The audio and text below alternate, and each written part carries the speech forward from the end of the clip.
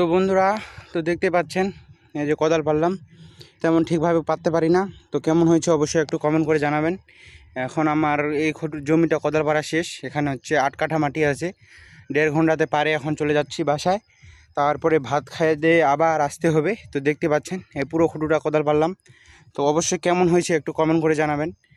6:30টার সময় আসছিলাম, এখন দেখুন সূর্য উঠে গেছে, এখন আমি বাসায় যাচ্ছি।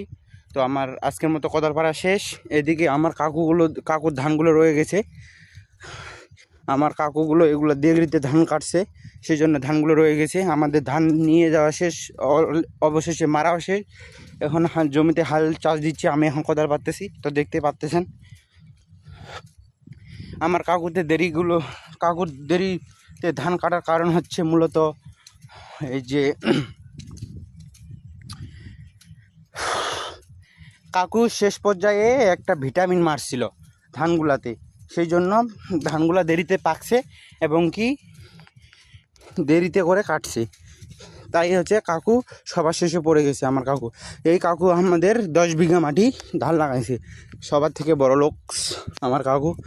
আমরা তো গরিব, তেমন অতটা মাটি নেই আমাদের সর্বোচ্চ শুধু 6 বিঘার কাছাকাছি মাটি, তো বেশি নেই। তো আমি এখন বাসা যাচ্ছি খাওয়া দাওয়া করতে, বাবা স্কুল যাবে। আমিও হচ্ছে খাওয়া দাওয়া করে রেস্ট নিয়ে তারপর আবারও গন্তব্যস্থলে আসবো কোদাল ধরে, এদের কোদাল পাড়তে। তো দেখুন কোদাল পাড়া শেষ হয়ে গেল। তো সবাই কেমন আছেন জানাবেন, ভালো থাকলে ভালো। আপনারা অবশ্যই আপনার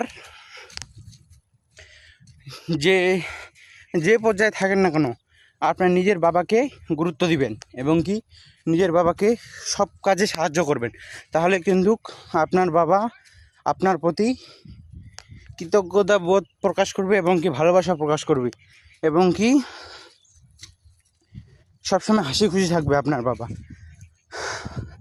আমার বাবা কিন্তু আমাকে কোদাল পাড়তে আসতে বলে নাই, আমি তাও সকাল সকাল চলে আসছি। আমি হচ্ছে আজকে অ্যালার্ম দিয়েছিলাম 5:40-এ, 5:40-এ আসে আমি হচ্ছে কোদাল পাড়ছি, আসতে চাইছিলাম। তখন মা বলতেছে এত সকালে যাবি, এখনও তো দেখা যায় না, একটু দেরি যাইস। তখন আমি একটু 6:30টার সময় আসছিলাম। তো দেখতে পাচ্ছেন এ হলো আমাদের কৃষকের জীবন।